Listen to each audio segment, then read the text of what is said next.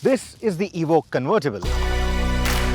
I know it's been out for a while, but we're waiting for the right weather to bring it out. In fact, the monsoons are a good way to enjoy that wind in your hair experience. In fact, the monsoons are also the reason why this car's dirty, and I'm going to leave it that way. This is one of the very few convertibles that actually looks good when it's dirty. After all, it finds its roots in SUVs. But SUVs are typically large and burly, meant to take 5, 7, 8 people in comfort. But when the Evoque came out, it actually broke that stereotype, spearheaded the charge for compact luxury SUVs. But more importantly, it made a bold fashion statement. With a convertible, it makes an even bolder statement. I mean, look at it.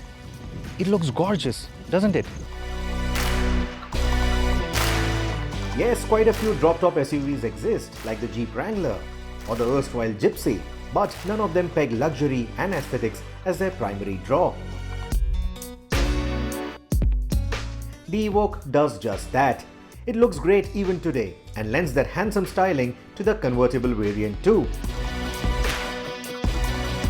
It is based on the two-door variant, and compared to its hardtop counterpart, the convertible features a shorter and steeper A-pillar that is comparable to low-slung convertibles like the Audi A5, for example. There's only a small problem. You see, when convertible sports cars pull their roof back up, they look like coupes, which is a beautiful form. But when this car pulls its roof up, it looks like a coupe crossover, which inherently isn't a very good-looking body style. So you see, the best way to look at the Range Rover Evoque Convertible is with that fabric roof down.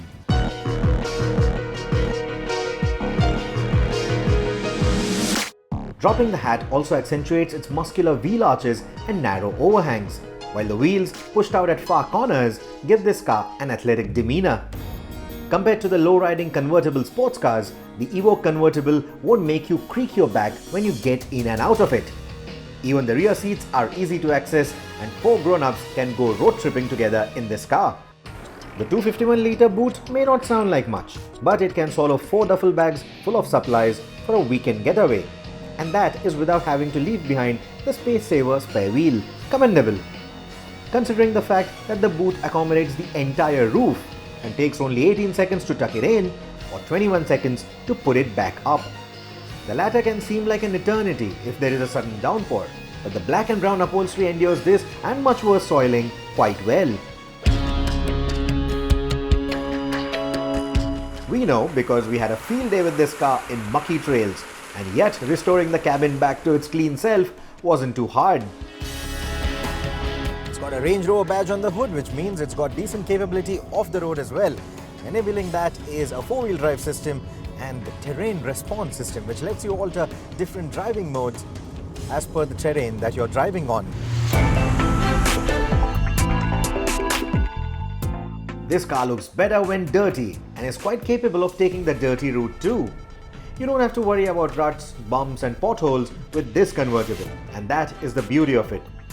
But the road-biased Pirelli Scorpion wear their tires are a restriction, and their wide profile can become quite a handful when driving through clay or sticky muck. With its stock setup then, the Evoque Convertible is good for mild off-road trails. Going into jungle safaris would need knobbier tires to plow through the trickier stuff.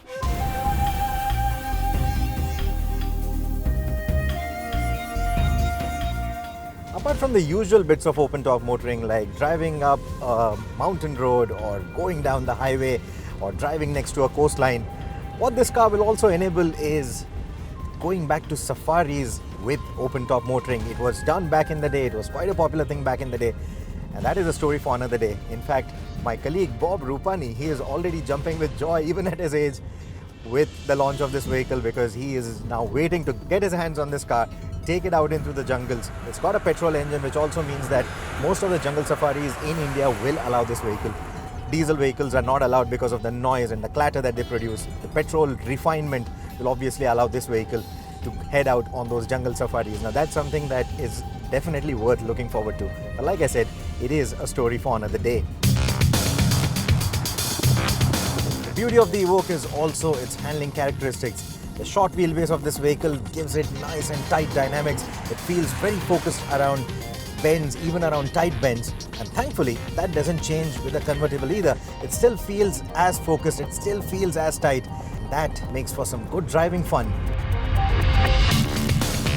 Around the winding roads, the Evoque isn't the sportiest SUV around, and the convertible form means that it is even softer than its five-door variant. But the compact wheelbase makes it quite agile around switchbacks, and the wide rubber scrubs better against tarmac and has confidence-inspiring grip, which prevents this car from feeling unnerving. Therefore, don't expect sports car rivaling dynamics, even if the wind in your hair is fueling those expectations. Motivation for the Range Rover Evoque Convertible comes from the 2-litre 4-cylinder petrol engine, which belongs to Land Rover's new Ingenium family of engines.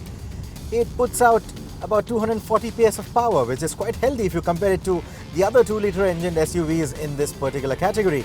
But the beauty of this motor is its torque, 340 Newton meters, which is delivered from as low as 1500 RPM. So the kind of low-end torque that you get is very comparable to a diesel motor. What that translates into is very easy drivability in the city and easy overtakes on the highway. The 9-speed automatic that it has made it to is a bit of a dampener though, as it never quite feels as telepathic as you would like. It is jerky at city speeds and lethargic when you are in the mood for spirited driving. Resort to the paddle shifters though, and you will have more fun driving this car around. It went from 0 to 100 km an hour in a mere 7.6 seconds during our test, which is quite quick. But the rest of the package isn't as enthusiastic. What it is then is a laid-back cruiser that lets you enjoy the joys of open-top motoring without having to worry about imperfections in the road. And there's no other car that I know of that does this so well. Yeah, I know, the Indian conditions aren't the best suited for open-top motoring, but I've often said this. These few moments that you get in the monsoon season or the winter season, they're enough for me to justify buying a convertible. And when you have a car like this, something that looks so good on the outside, so plush on the inside, and sits on the go-anywhere capabilities of a Range Rover, the idea just becomes so much more compelling.